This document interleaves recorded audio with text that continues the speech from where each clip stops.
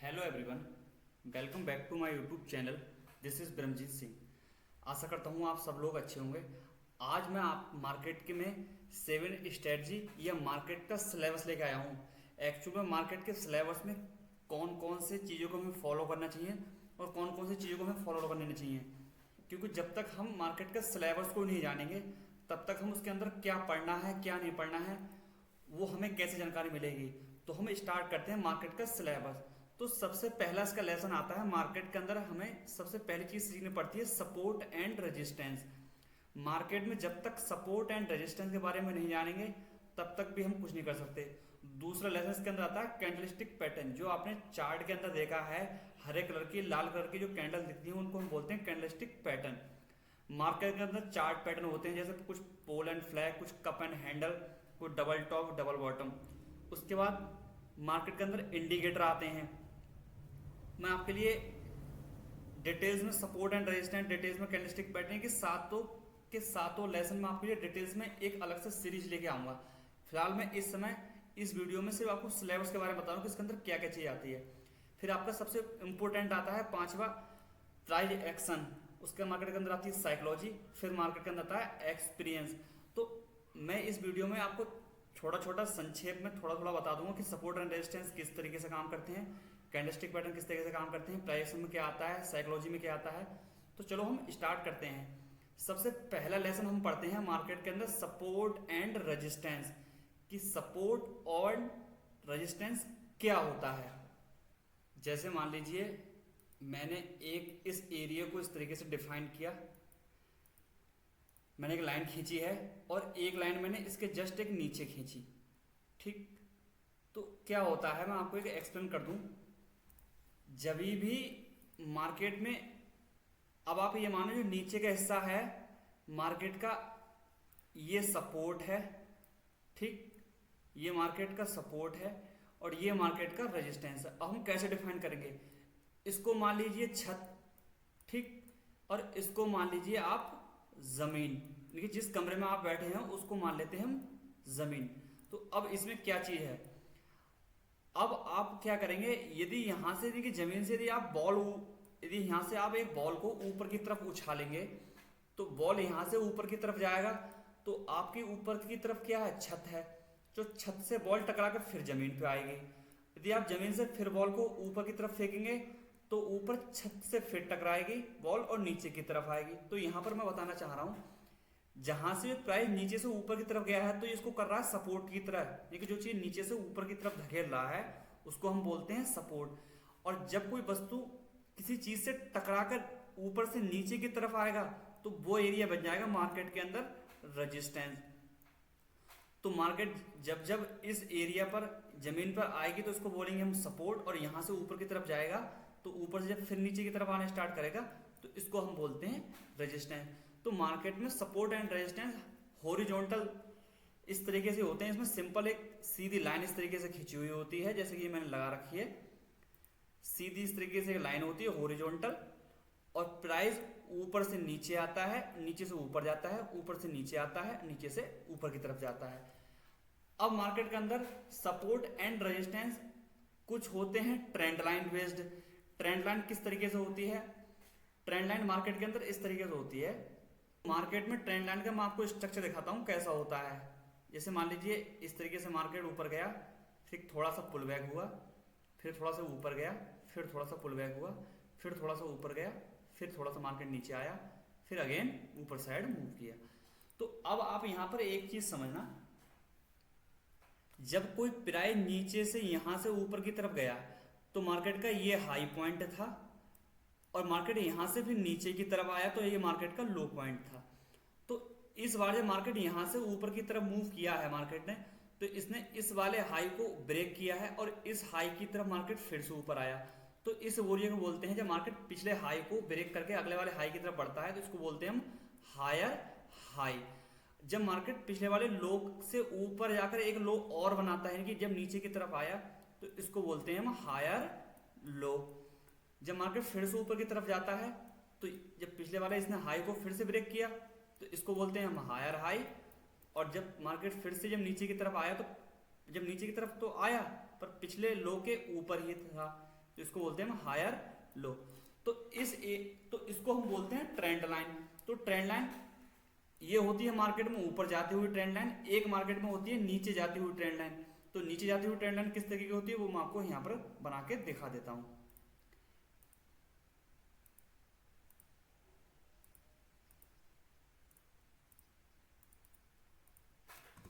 तो ये मार्केट के अंदर एक दूसरी ट्रेंड लाइन मैंने आपको ड्रॉ करके दिखाई। यहाँ पर प्राइस यहाँ से नीचे की तरफ गिरना स्टार्ट हुआ, तो मार्केट का ये एरिया था लो और ये मार्केट का ऊपर की तरफ था हाई। जब फिर से नीचे की तरफ आया तो इसने पिछले लो से नीचे की तरफ इसने एक लो और बनाया, तो ये मार्केट का हुआ लोअर लो। अब यहाँ पर ये मार्केट जब ऊपर की तरफ गया यहाँ पर, तो मार्केट ने पिछले हाई को ब्रेक नहीं किया, तो ये मार्केट का हुआ लोअर हाई। ठीक, आप मेरी बात को ध्यान से समझना। ये मार्केट का फिर लोअर लो पॉइंट हुआ और ये मार्केट का लोअर हाई पॉइंट हुआ। ठीक, तो अब इसके अंदर ट्रेंड लाइन को मैं आपको चार्ट पर दिखाता हूं कि ट्रेंड लाइन किस तरीके से दिखती है। ये मैंने आपको यहाँ पर बेसिक ओवरव्यू बताया था। अब आप चीज एक यहाँ पर ध्यान रखें, जो ड्राइंग मैंने आपको बताई थी किस तरीके से लोअर लो और हायर हाई बन रहा था, वही ड्राइंग सेम यहाँ पर बनेगी जैसा मैंने अभी आपको दिखाया था। उसका मैं थोड़ा सा आपको एग्जाम्पल देते हुए चल रहा हूँ। इसकी मैं सारी डिटेल्स में वीडियो 1 बाय 1 मैं आपके लिए लाता रहूँगा। पर आपको मेरा कंटेंट अच्छा लग रहा हो तो मेरे चैनल को सब्सक्राइब करें और एक अच्छा सा लाइक करें और प्यारा सा कमेंट करें, जिससे मुझे पता चले कि आप मेरी वीडियो को पसंद कर रहे हैं। मैं और भी इंफॉर्मेशन वीडियो आपके लिए लाता रहूँगा। अब मार्केट के अंदर हम इस एरिया को देखते हैं ध्यान से। तो यहाँ पर प्राइस ऊपर की तरफ गया और नीचे की तरफ आया, फिर प्राइस ने ऊपर की तरफ मूव किया, फिर प्राइस नीचे की तरफ आया। मार्केट में इस तरीके से स्ट्रक्चर हमें बनते हुए दिख रहा है। तो आप एक चीज ध्यान से देखें, मैं इसको थोड़ा सा बोल्ड कर लेता हूं।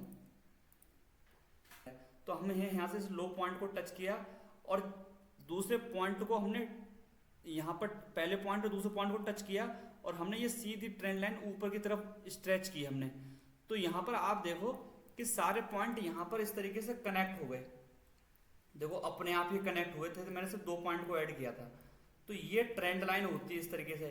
तो मार्केट में ऊपर की तरफ मूव किया, नीचे आया, तो मार्केट का ये सपोर्ट बना और मार्केट का ये वाला एरिया रेजिस्टेंस बना। मार्केट फिर यहाँ से ऊपर की तरफ गया तो मार्केट का ये रेजिस्टेंस बना और ये मार्केट का सपोर्ट बना। तो हमें ज्यादातर ट्रेंड लाइन में सिर्फ सपोर्ट ही फाइंड करना होता है, क्योंकि मार्केट जब जब इस सपोर्ट एरिया पर आएगा तो यहाँ से मार्केट ऊपर की तरफ मूव करेगा। तो हमें सिर्फ एक सपोर्ट इस तरीके से फाइंड करने हैं और मार्केट में हमें इसी जगह पर एंट्री करनी होती है कि मार्केट यहाँ से ऊपर की साइड मूव करे। तो मैंने आपके लिए हॉरिजॉन्टल और trend line, support and resistance के बारे में संक्षेप में बता दिया। अब हम अगला पॉइंट पढ़ते हैं मार्केट के अंदर, कैंडलस्टिक पैटर्न कि मार्केट में कैंडलस्टिक पैटर्न क्या होते हैं।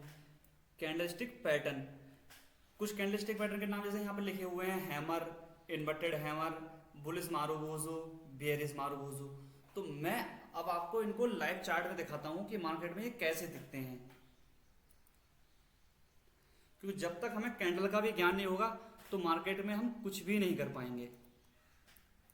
आप ध्यान से देखो इस चार्ट को, तो आपको इस चार्ट के अंदर कुछ हरे कलर की, कुछ लाल कलर की ये बिंदियां दिखाई दे रही होंगी, इनकी आपको स्पॉट दिखाई दे रहे होंगे। तो इन्हीं स्पॉट को हम बोलते हैं कैंडलस्टिक पैटर्न, इन्हीं को हम कैंडल बोलते हैं। ये ग्रीन कलर की हुई और ये लाल कलर की हुई। जब भी मार्केट के अंदर इस तरीके से ग्रीन कैंडल बनेगी तो मार्केट में अपसाइड मूव होगा, और जब भी मार्केट में इस तरीके की कोई लाल कलर की कैंडल बनेगी तो मार्केट में डाउन साइड का मूव हुआ। तो आपको यहाँ पर ये बहुत सारी कैंडल दिख रही होंगी, छोटी छोटी आपको ये कैंडल दिख रही होंगी। प्रत्येक कैंडल का कोई ना कोई नाम होता है, तो आपको ये भी सीखना होता है कि कौन सी कैंडल का क्या नाम है। मैं आपको यहाँ पर कुछ 1-2 कैंडल का नाम बता देता हूँ। जैसे मार्केट के अंदर इस तरह की कैंडल बनी हुई है, ये बहुत बड़ी, इसको कहते हैं फुल बॉडी कैंडल। तो इसको हम बोलते हैं मारुबोजो कैंडल, इसको बोलते हैं बुलिश मारुबोजो कैंडल। जब ये हरे कलर की अच्छी बॉडी कैंडल बनी हुई होती है तो इसको हम बोलते हैं बुलिश मारुबोजो कैंडल। ये यहाँ से नीचे की तरफ से ओपन होती है और ऊपर की तरफ क्लोज होती है। ऐसी ही एक लाल कलर की कैंडल बनती है, तो तो ये ऊपर की तरफ से ओपन होती है और नीचे की तरफ क्लोज होती है, तो उसको हम बोलते हैं बियरिश मारुबोसु कैंडल। मैं आपको देखो इस कैंडल का नाम बताता हूँ। जब भी मार्केट में इस तरीके से कोई एक रिजेक्शन मिला हुआ हो, नीचे से ऊपर की तरफ एक टेल लगी हुई हो, इसको हम बोलते हैं बिग। तो इसके हाई पॉइंट जब मार्केट ब्रेक करती है तो मार्केट में अपसाइड का मोमेंटम आता है अगर ये किसी सपोर्ट एरिया पे बनती है, तो इसका नाम देते हैं हम हैमर कैंडल। तो इस कैंडल का नाम है हमारा हैमर। एक यहाँ पर हैमर कैंडल बनी है हमारी, देखो ये भी हैमर कैंडल है। देखो इसमें के अंदर नीचे से रिजेक्शन मिला हुआ है, मार्केट ने इसका हाई ब्रेक किया है तो मार्केट में ऊपर साइड का मूव हुआ है।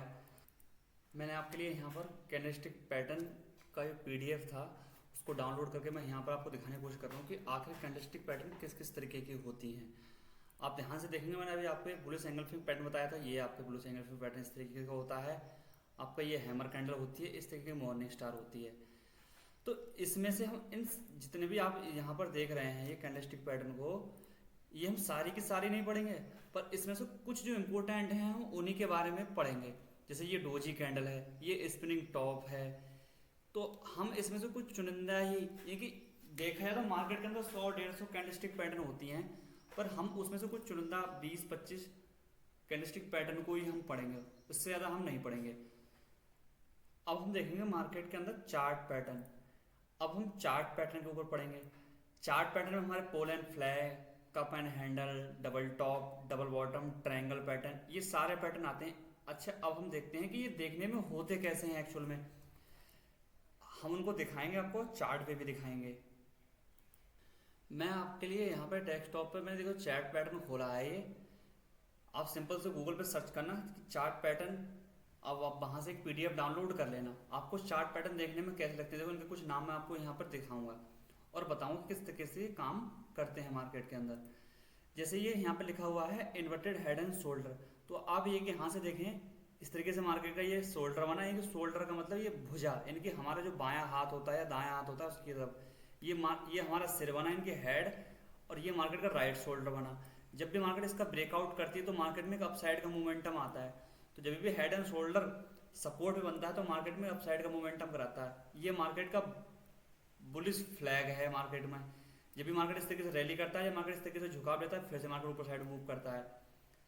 तो ऐसे ही मार्केट का ये असेंडिंग ट्रायंगल है, ठीक।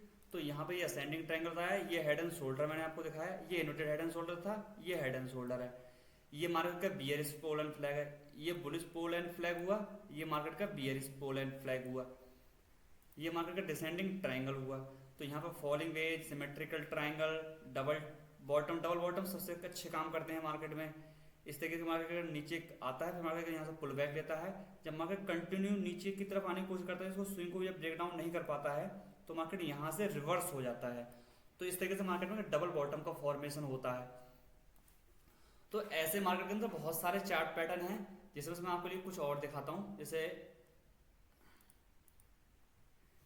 ये भी देखो चार्ट पैटर्न देखो यहीं पर बने हुए हैं।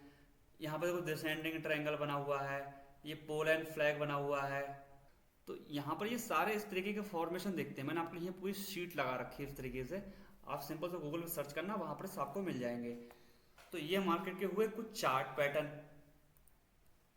अब चार्ट पैटर्न के बाद मार्केट के अंदर आते हैं कुछ इंडिकेटर, जो कि अगर हम चार्ट पर हम लगाएंगे तो हमें इंडिकेटर आते हैं उसके अंदर।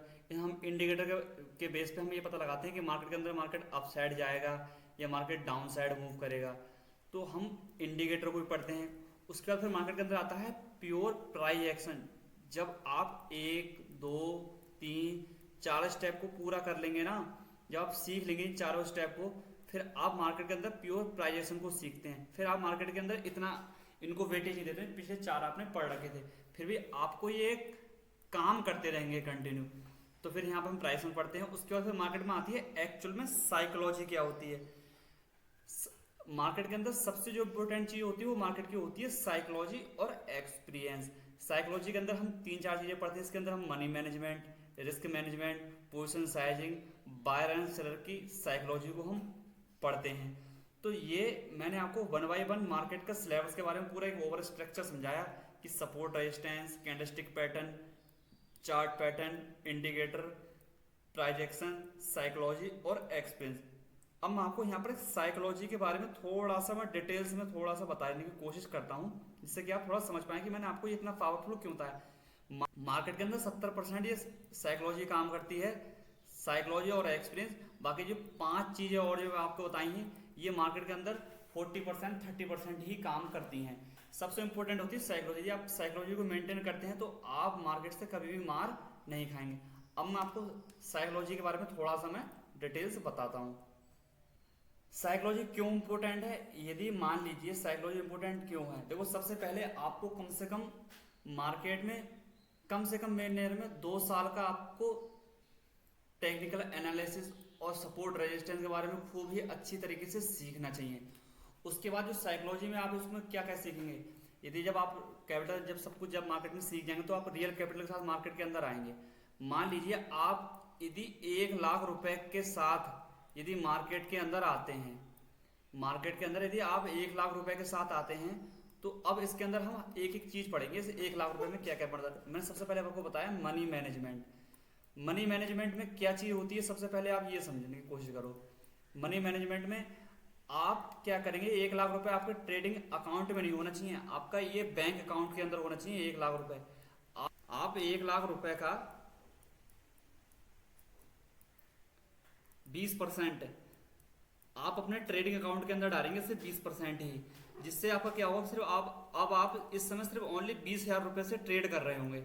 यदि जब आप 20,000 रुपए से ट्रेड कर रहे होंगे तो अब आपकी वहां पर वो चीज काम करती है 20,000 रुपए वाली, क्योंकि जब आप 20,000 रुपए मार्केट के अंदर डालेंगे तो फिर उसके बाद आप जब भी ट्रेड करेंगे तो आप वहां पर रिस्क रिवॉर्ड रेशियो पे काम करेंगे कि मैं 10 रुपए का रिस्क लूंगा और 20 रुपए का टारगेट लूंगा।